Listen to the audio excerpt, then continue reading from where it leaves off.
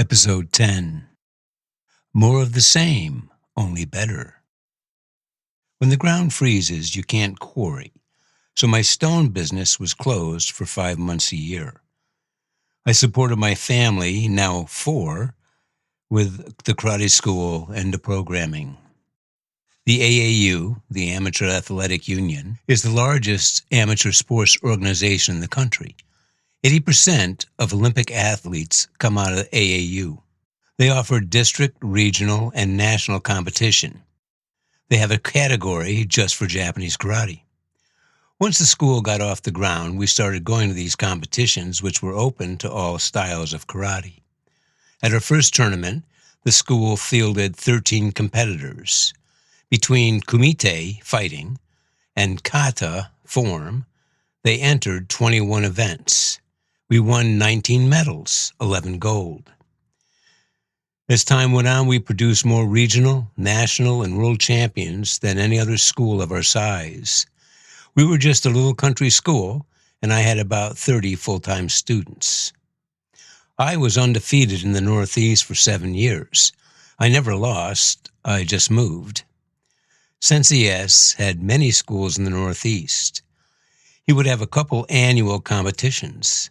Sensei T would bring his students, and I'd bring mine. A couple of other Japanese dojos would come as well. At this time, Sensei S had hundreds of schools with 25,000 students around the world under him. Every 2 years, he held the World Championship. There was one coming up in Switzerland in about 4 months. The teams were limited to 12 male competitors from each country, 4 heavyweights, 4 middleweights, and 4 lightweights. Women and kids over 12 also had divisions. By this time, I had been promoted to 4th degree black belt. It was an honor to be asked to be on the U.S. team. Joey was my dojo brother at Sensei T's. He was also selected as a heavyweight for the team. He possessed a lightning-fast roundhouse kick and a punch that could knock out a Volkswagen. He had started training about a year after so I still had a slight edge on him. The impact pads we used for training were about 14 inches by 14 inches and 6 inches thick. They were specially designed to absorb the punch of our style. You grabbed the opposite corners of it and held it against your chest. Your partner would set up and punch. The pad was important in a number of ways. First, it toughened your body. Secondly, you could tell your partner if his punch was straight or if he was hooking. When we held the pad, we didn't take a stance. We didn't brace against the impact. We stood with our feet shoulder-width apart, and a good punch would send us skittering backwards. We didn't brace because we came to learn that the puncher's shoulder could get damaged if there was no give. Joe asked the white belt to hold the pad for him. He threw 20 punches, concentrating on each one. At the next class, the white belt showed up with black eyes from the whiplash he'd suffered. Yet, Joe lacked confidence in his technique. I never understood why he was so strong. One class, I'm holding the pad for Joe, and every punch rattles my teeth. I say, "Are you feeling okay?" It was sad to see him just fall apart. So off we go to Switzerland. When I flew into Switzerland, the first thing I noticed was how orderly their fields were. Everything seemed so precise. I guess that's why they're good watchmakers. I also noticed plots of land with 2 or 3 houses on them. I came to find out that this was generational housing for a family. Per capita, the Swiss are the wealthiest people on the planet. Think about never having to pay a mortgage. 3 generations live on the same property. They don't pay for child care or old age care because the generations take care of each other. A third of the country is made up of the Alps, some really impressive mountains. Their country is difficult to traverse, and to this day can quickly be sealed with explosive charges that are set in tunnels and bridges. Caesar called them Helvetian. The Roman Tacitus said, "The Helvetians are a people of warriors, famous for their valor as soldiers." They would never suffer an incursion into their land. If you dared breach their borders, you would be quickly defeated. If you were taken prisoner, it was their custom to drown you in a lake. By the Middle Ages, they were the most sought-after mercenaries in Europe. The Swiss pikeman's skill, determination, and willingness to fight to the last man made them a formidable adversary. Whoever paid for their services had a great advantage in their campaign. They were so potent in battle that eventually the heads of Europe agreed to no longer use them in their forces. In 1505, only one principality in all of Europe was allowed to use the Swiss, and that was the Vatican. And now I've come to fight him. This is going to be good. We land in Zurich and spend the night in the impressive, expensive city. The next morning, we board a bus and head to a hotel on Lake Lucerne. Our hotel is in a little town south of Lucerne. We start noticing karate players from other countries. They're wearing their team tracksuits. On the bus, you'd hear, "Look, there's the Norwegians," or "There's the Brits." There was a famous convent in this town, and someone on the bus spotted a group of nuns and shouted, "Hey, it's the Vatican team." Our hotel was 3 or 4 blocks from the lake. It was a beautiful old 4-story building that offered a great view of the lake. Out of the lake sprang mountains and cliff faces so high people were land-based parachuting off them. It was 3 days before the competition started. We had a team training session in the morning and another in the afternoon. The hotel fed us 3 meals a day, and we would sightsee when we could. Joey was my roommate. He was losing it. He was so nervous. He couldn't keep anything in his stomach except ice cream. The competition was a light contact tournament. That's for everyone's protection. No one is a professional fighter. Everyone has to go back to a job after the tournament. The day of the tournament arrives, and Joey has the first heavyweight match of the day. His opponent is a German. He wasn't very big, but he must have made the weight category. Joey closes in and throws his right hand to the face, which elicits a block from his opponent. As Joey's opponent raises his hand to block the face attack, Joey delivers his roundhouse kick to the German's exposed ribs. The kick sends him flying out of bounds. He's down and obviously hurt, but he's game and he gets back on his feet. They give him a minute or two to make sure he wants to continue, and he gets back on the line. The ref admonishes Joey and gives him a warning for excessive contact. The referee drops his hand and says, "Hajime, begin." Frankly, the German looked terrified as Joey stalked across the ring toward him. The German threw a right to the midsection. Joey blocked it down and countered with a punch high on the chest, just below the German's chin. It drove the German to the floor, flat on his back, where he remained. Medics were called, and Joey was disqualified.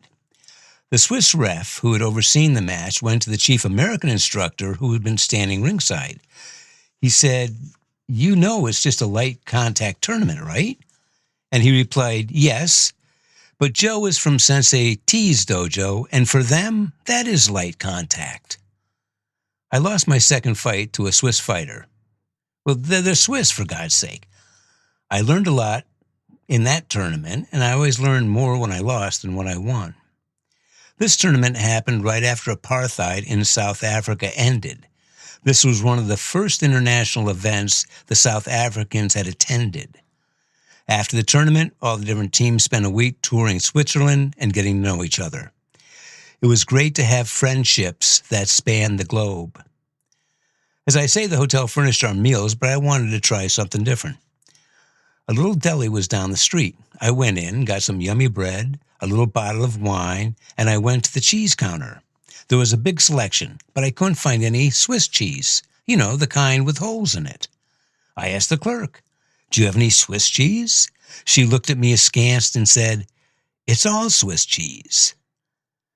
This was the first of 5 world championships I would participate in.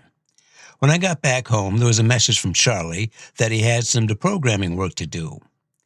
He said we needed an extra hand on security, so I asked Big Don to help. The cult was a Chinese group in Pasadena, California. In this Christian cult, there were 25 members. The leader was a Chinese woman. They all lived in the same house. Everyone but the leader worked. Being Chinese, they all had white-collar jobs. No fast food workers in this bunch. We started picking them off one by one. Charlie and Wolf lived in Los Angeles at the time. They would do the surveillance, get the routine of our target down, and then fly Don and me in from New York. We picked up a number of them as they walked from their cars to their jobs. We used a technique we called the jogger. The pickup van would be parked along the curb and the block car would be parked behind it. The switch van would be in a secluded spot within 3 minutes from the pickup. A parent, and in this case Don, would be in the back of the pickup van. Don would be ready to open the sliding door, and Charlie would be at the wheel. I would be dressed as a jogger, stretching, warming up about 20 feet from the van. I would position myself facing the same direction the cult member would walk. From the driver's seat, Charlie could see the sidewalk in the passenger mirror. As our target passed me on the sidewalk heading toward the van, I would go after him. I would get to him just at the sliding door. Charlie would signal Don. Don would open the door. I'd grab our guy and pull him into the van. If I didn't do it cleanly, Don would grab him and close the door. A snatch like that took about 5 seconds. Every month, a couple times 1 month, we grabbed somebody from this Chinese cult. Once we got a couple members out, the parents lined up waiting for our services. One family had 3 sons. 2 were in the cult. By this time, we'd taken 4 or 5 members out of the group. The remaining son, the youngest, called his brothers and told them that home life was hell and he was interested in joining the group. The group knew they were under attack. They'd lost members, but they were confident that 2 grown men with kung fu experience wouldn't have any problems. Wrong. The pickup van was in the garage, and because the snatch wasn't going to be visible to anyone, we dispensed with the block car and the switch van. The brothers came to the house. Their father invited them into the living room where their brother was and sat down. After a moment, Charlie, Wolf, and I appeared. There was no fight. There was no drama. Charlie explains what's going on, and we get them into the van without incident. At the end of the deprogramming, they were very relieved to be getting out of the group. They all were. The next member on our list was the daughter of a doctor. She worked as an elementary school teacher. During the brothers' deprogramming, we found out that the group had heightened its security. No one was allowed to go anywhere by themselves. If they were going to go to work, 2 or 3 people would ride with them. Our school teacher was no exception. Charlie had surveilled the situation and told us that 3 other members dropped her off at school. They would park across the street from the main entrance. Our school teacher would cross the street at a marked crossing that was manned by a crossing guard. I pulled the pickup van right in front of the crosswalk. The teacher's father was my doorman. Wolf was on the corner 50 feet away holding a little backpack, like he was waiting for a child. As our school teacher said goodbye to her 3 escorts and walked across the street, Wolf left the corner and started coming toward the van. The crossing guard was right in the middle of the road. The teacher crosses right in front of the van, and as she gets to the sidewalk, Wolf meets her. He grabs her, brings her to the van. The father opens the door. Wolf brings her in. The father closes the door, and off we go. The crossing guard had her back to us, and the cult members in the car across the street are just talking amongst themselves, probably about what they would do if those evil deprogrammers tried to get them. This cult actually got easier and easier to deprogram because nobody was coming back to the cult. If all these stalwarts were leaving, what's going on? The school teacher couldn't believe that the brothers didn't come back to the group. With each new member, we'd find out the effect we were having on the woman leader. Her money was being messed with, and apparently God didn't like that at all. When we were done, the cult really wasn't a cult anymore. There was nothing left. Don had started a company that specialized in asset recovery. It could be people or property or even money. He was approached with a job getting a 747 back from Israel. It had been bought by an Israeli who had made a couple payments, and that was it. The lender wanted his plane back, but wasn't ready to kick in the $200,000 it cost to fuel the plane to get it home. There were a number of jobs that we were offered, but we never took. 5 oil executives had been snatched by a South American cartel. At first, we were told they'd been taken by farmers. I guess they were coke farmers. Don assembled a team of myself and a number of ex-Navy SEALs, but we were told that we couldn't use any weapons, only harsh language. We declined. The executives were eventually released for millions of dollars in ransom. Because of my Marine experience, Don asked me to go on a number of yacht recoveries. One job we took was fetching a 46-foot Silverton convertible yacht from the British Virgin Islands and bring it to Fort Lauderdale, Florida. It was a beautiful trip. The owner was an American. He bought the boat but couldn't keep up with the payments. He took the boat to the BVI to lease out as a charter boat but still couldn't make his payments. We flew into Tortola, collected the boat without incident, and headed for San Juan, Puerto Rico. We weren't in the harbor in Tortola before we realized we had a problem with the starboard prop. I went overboard and investigated. I found that one prop was dinged up pretty badly, and it caused a tremendous vibration in the shaft. Luckily, the yacht had 2 Cat diesel engines, so we went to Puerto Rico on one. We had to stay in Puerto Rico for a week until we got a new propeller. San Juan was really cool. Beautiful water, the food was great, the people relaxed and friendly. And there's a lot of history in the island as well. It became a territory of the U.S. in 1898 as part of the settlement of the Spanish-American War. Spanish also ceded Guam, Cuba, and the Philippines to us. We left San Juan and sailed east to the Dominican Republic. It was squalid. The harbor master demanded that we buy a Dominican flag for the stern of our boat. He wanted $50 for a flag the size of a handkerchief.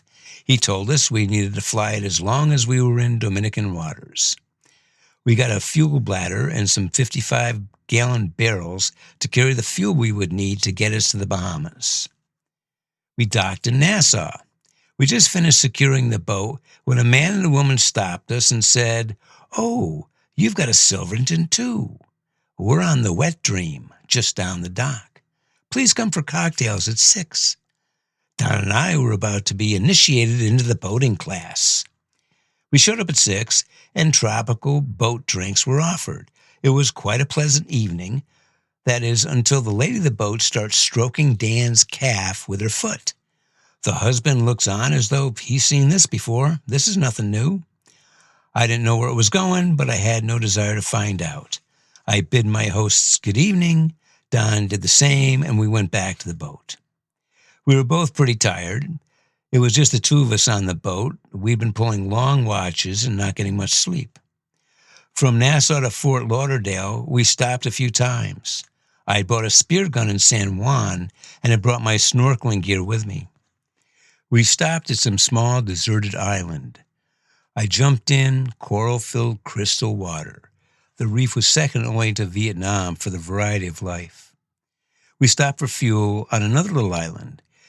There was a party. I never found out what the celebration was about, but there was music and drinking and food, and cigarette boats started showing up by the dozen. These boats were famously used by drug smugglers. I was amazed at how many people were on this little speck of an island. A good time was had by all. We got the boat back to Fort Lauderdale with no problem. It was a beautiful trip. I guess the best part was I got paid to go. At this time, I'm still living the quarry life. I'm producing stone out of 3 quarries that are going to stone yards, landscapers, and rock stars throughout the Northeast.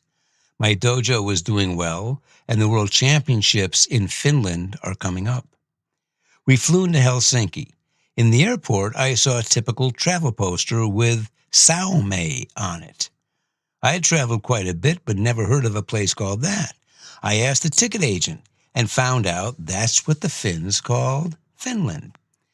In the 12th and 13th centuries, it had been taken over by the Swedes. They named it Finland. It's like Germany. The Romans called it Germania. The Germans called their country Deutschland. The Swedes took over after a number of Catholic-backed crusades against the heathen Finns. The Danes also mounted 3 crusades in Finland.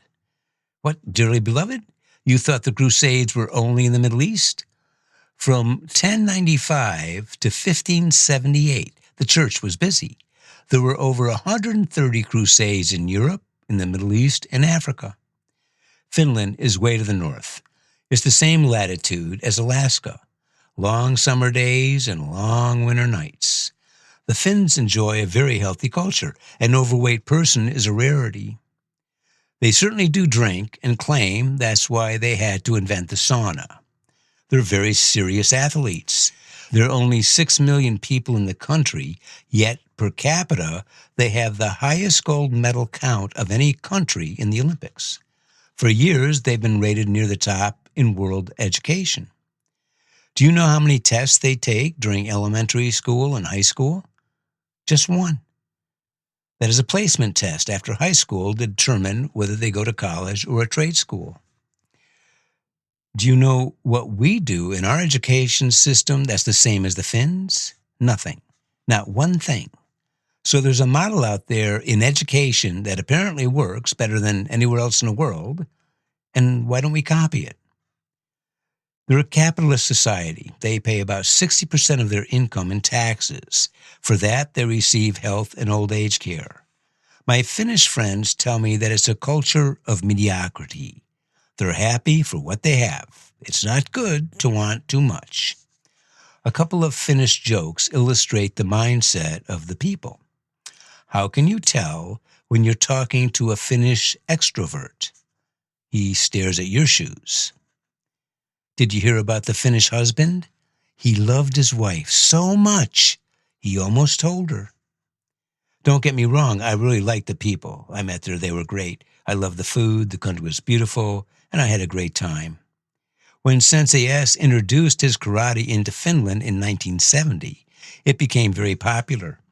Estonia is right across the Gulf of Finland. Estonia was under Russian influence until 1990. At that time, practicing martial arts was forbidden. Nonetheless, the Finnish chief instructor would go to Tallinn, the capital of Estonia, and teach secretly. They would practice in a gymnasium. All the students would be dressed for basketball. A lookout was stationed at the door, and if anybody approached that was suspicious, a signal would be given, and the students would stop practicing karate and start playing basketball. It was risky business with secret police everywhere. At the World Champs, all the teams were sponsored by their countries. The U.S. never got any sponsors from anyone. The reason is that we have all these professional sports that other countries don't have. So a little sport like karate, even on the world stage, doesn't garner much attention. The Finnish competitors who won gold were interviewed by the TV news channels. It was a big deal in most countries. I placed in the middle of the pack in this tournament. I was just happy to be good enough to compete with these guys. It is, after all, a tournament. The action is being judged by a referee and 2 judges. They don't see everything. Sensei S said, if you want to find out who the best karate player is, put 2 guys in a room. The guy that comes out, he's the best. But that's not how tournaments work. When I got home from Finland, there was a message from Don about a bounty. The fugitive was out on a $100,000 bond. The bail bondsman had already had 9 other bounty hunters looking for this guy. They'd been working for 10 months trying to find him. Time was running out, and the bail bondsman didn't want to lose the money. At this point, Don was only working on high-dollar bonds, $100,000 and up. Don also commanded not the usual 10%, but 30% plus expenses. Our bad guy was a member of Hispanic prison gang, wanted on attempted murder and weapons charges. We knew who his girlfriend was, but we didn't know where she was. We went to her parents' house in South San Francisco and found her mother at home. Through non-physical coercion, we got her daughter's phone number. We weren't into waterboarding, but we could be a little scary. For years, Don had phone numbers wired. He had a friend that had access to phone records, and she could find out about anything concerning them. Don reached out to her and found the girlfriend was using a prepaid phone card. We had two goals. One was to find out the location of the girlfriend, and the other was to find out who was she calling with these prepaid cards. I called her cell phone carrier and told them a tale. I said I was the girl's father and that her grandfather had recently died. She and her grandfather had been very close, and she was devastated when he passed away. I said I was very concerned about her safety because previously she had tried to commit suicide. She disappeared at the funeral, and her mother and I were just at our wits' end trying to contact her. I also told them that she was only 14. The carrier was very accommodating, and he told me the location of the towers that had last been used in her calls.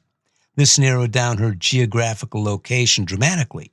The carrier told me that she would be within 3 miles of the tower.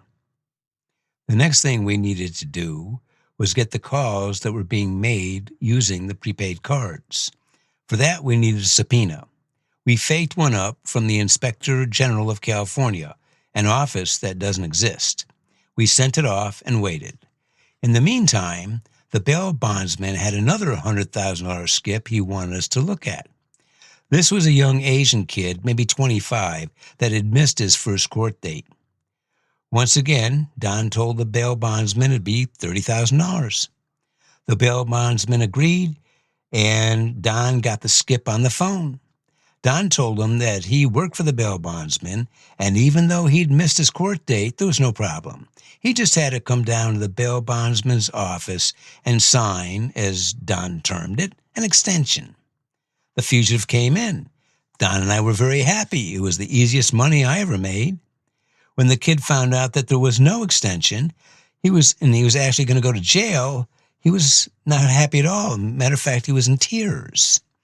When the bail bondsman found out that he had to pay $30,000 for a phone call, he wasn't happy either, but I don't think he cried. The response to our subpoena showed up, and we found out that the number the girlfriend was calling on the prepaid card. Don reached out to his phone wizard and got an address. We found out who owned the property. It was a duplex. Unlike most duplexes, it wasn't side by side. It was one apartment upstairs and another one downstairs. We set up a meeting with the property owner. We showed him a picture of the fugitive, and he affirmed that this was the upstairs tenant. The downstairs apartment was being renovated and consequently was not ready for tenants. We had to find out if our guy was at home, so I posed as a prospective tenant for the downstairs apartment. The landlord and I knocked on the door. It was answered by our fugitive. The landlord explained that I was interested in the downstairs apartment since it was going to be basically a copy of the upstairs. Would our guy mind if I stuck my nose in and looked around a little bit? He said no, and I did. After the inspection, I thanked him and left with the landlord. The landlord took off, and Don and I secreted ourselves in the parking garage. After a very short time, our guy came out with the trash. We came out of the garage, guns in hand, and told him to get on the ground. He complied, we cuffed him, and we were ready to take him to our van. He asked if he could say goodbye to his son. Apparently, the girlfriend had just had a baby. We said yes, took him up to his apartment, and he said goodbye to his kid and girlfriend. He lived north of San Francisco, so we came back from Marin across the Golden Gate on the way to the bail bondsman. Don asked him if there was anything he wanted to do before going to jail.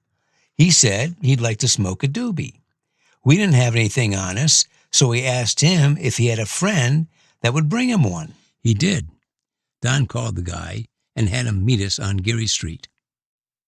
The fugitive and his mate shared a doobie. This was before rating. Stars. How many stars? Before we turned him over to the bail bondsman, Don asked him for a rating for our bounty hunting services. It was very funny. Don asked him if we treated him with respect. Were we open to his suggestions?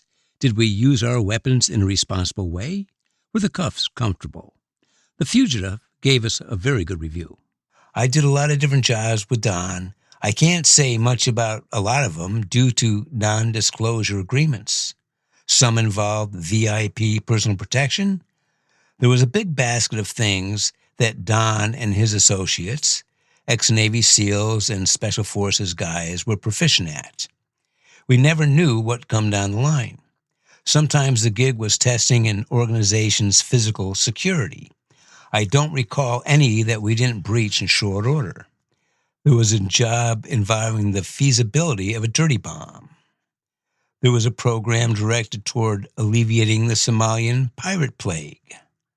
Some were puzzles that we got paid to solve, like how to ambush and destroy an entire SWAT team with no human presence.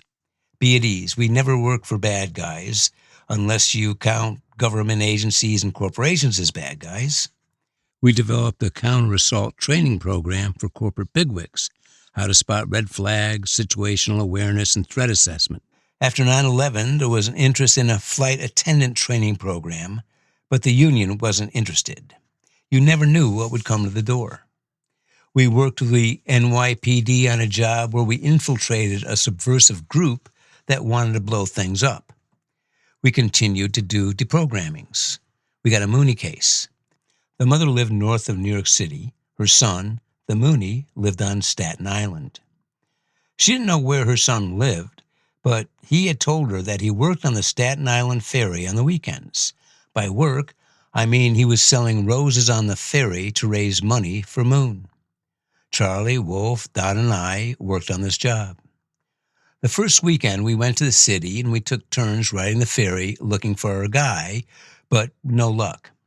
The second weekend, we found him. He had a white plastic 5-gallon pail full of red roses. Once the ferry docked, he would hide in the stern as passengers disembarked and new passengers embarked. The ferry runs 24/7, so we had no idea when he would leave the boat. On Sunday night, we got lucky because he left the boat when I was on it. It was a warm summer's evening and a lot of people were on Bay Street. I followed him from the ferry to a market and lost him. There's something called the friction of war. For example, if you're surveilling someone, whether stationary, on foot, or in a car, it's critical that they don't see you. If they notice you once, you might get away with it, but twice and you're probably burned. Every contact you make, in any way you make it, creates friction. By this time, he'd seen us all. He had approached all of us trying to sell us flowers. Somehow, we had to get control of the situation. We made a plan. We recruited the help of a girl from New Jersey that Wolf knew. I don't know what her real name was, but we just called her Vision. By that time, the first Gulf War was ending. Don went to Macy's in New York City and explained to them that we were doing a welcome home film shoot about some returning veterans. He said he needed some gift-wrapped boxes for the production. He got 2 large shopping bags of wrapped packages from them, and he bought a big teddy bear. Our plan was to put Vision on the ferry with the bags of gift-wrapped boxes and the teddy bear. When our boy approached her, she would tell him that she was on the way to see her daughter in the hospital. She would tell him that she had planned to get flowers at the hospital, but his were so pretty, she'd buy all of them. She would buy every flower he had, but with all the stuff she was carrying, she would need him to bring the flowers to her car, which was right on Raymond Terrace, right outside the gate of the ferry. Of course, he agreed. When all his flowers gone, he had no reason to be on the ferry. She would walk up Richmond Terrace toward the van. I was in the driver's seat. Wolf would be right outside the driver's door, standing in the road. Don was at the sliding door, and the mother was in the back of the van. At the appropriate moment, I would signal Wolf. He would go around the back of the van and grab our guy just as he came to the sliding door. I would signal Don, he would open the door, and Wolf would bring him into the van. Vision was told to just keep walking. The following Saturday, our guy was doing his thing on the ferry. We parked the pickup van on Richmond Terrace, the first street you come to when you exit the ferry. The problem was, from the driver's seat, the view from the passenger side mirror was obscured by an enclosed bus stop. Half the people that left the ferry would walk by the van. A lot of people would be on the sidewalk. With so many witnesses, timing was critical on this pickup. Since we couldn't see Vision until she cleared the bus stop, we put bells on her shoes to give us more warning of her approach. We practiced Vision approaching the van and Wolf going around it, meeting our guy right at the slider. If I sent Wolf when Vision was 14 feet from the van, the timing worked out. I put a stick on the sidewalk, 14 feet behind the van. The stick was just on my side of the bus stop, but I could see it from the passenger side mirror. We put the plan in motion. Vision, with all her presents, got on the ferry in New York. We had a switch vehicle parked about 3 blocks away in a square, block-big parking lot with homes on 4 sides of it. Charlie in the block car was situated so he could see Vision and our guy walking up from the ferry. When he spotted them, he gave us a heads up. Wolf got out of the van and moved in position. I listened for the bells, and Charlie moved the block car behind us so as soon as we grabbed the guy, I could pull out. I wouldn't have to wait for traffic. I heard the bells. When I saw her come to the stick, I sent Wolf. Unfortunately, Vision was nervous and she was walking much faster than we'd practiced. Consequently, Wolf didn't reach our guy until he was in the middle of the car that was parked in front of us. Wolf grabbed him and the flowers flew up in the air. The bucket and the roses tumbled to the ground as Wolf dragged our guy back to the van. Vision just kept walking. There were a lot of people on the sidewalk right outside the van. I told Dan, open the door. Wolf, still holding our guy, has his back to us. He slips and they both wind up sitting right outside the open van door. Big Don jumps out of the van, scoops them both up, and throws them in. They hit the far wall of the van and fell down onto the mattress. He follows them in and closes the door. I'd never seen that before. One guy picking up about 370 pounds of guys and throwing them 6 feet through the air. I told you he was strong. As we pull away, people on the sidewalk are on their cell phones. Some are taking pictures. Charlie's in the block car. He's right behind us. We go 2 blocks past the police station and make a left. 2 blocks later, we're at the switch van. We always remove the interior lights of the vans so they wouldn't light up when the doors were opened. I pull the vans tight together, sliding door to sliding door. The mother and I exit through the driver's door, go into the switch van, and open the sliding door. I go back to the pickup van, and as I get in, I notice a police car is patrolling on the street bordering the parking lot. It's a warm night, so his air conditioning is on and his windows are up. In the pickup van, our guy is bracketed by Don and Wolf, and they're standing right at the slider. Don opens the slider and they start to cross. Our guy crosses into the switch van, then twists around and grabs the seatbelt of the passenger seat in the pickup van. I drive my thumbs to a pressure point in his forearms and he lets go. He starts to yell. Then he turns and grabs the luggage rack on the top of the switch van. 3 guys are in the parking lot about 100 feet away. They change direction and start heading our way. We hear a lady on a porch on one of the periphery buildings, and she's yelling, "Get off that boy!" The cop car is drawing parallel to us. Don gets his hand over the boy's mouth, and I reach over his head. I put my index and middle finger into his nostrils. I bring his head back until he lets go of the luggage rack. Everybody moves in the switch van. We get the door closed, and I get behind the wheel. He was the only cult member that ever fought us. We get back on down to Richmond Terrace on the way to the Verrazano Narrow Bridge. We are passed by 3 cop cars with their sirens going on the way to the scene of the crime. Dear listener, if you have enjoyed this episode, please share it. A 5-star review on Spotify or wherever you listen would be greatly appreciated. You can follow me and my Mastiff, Drax the Destroyer, on the It's in the Blood Facebook page, or you can send me an email at jesse.it'sintheblood@gmail.com. Thank you so much for your support.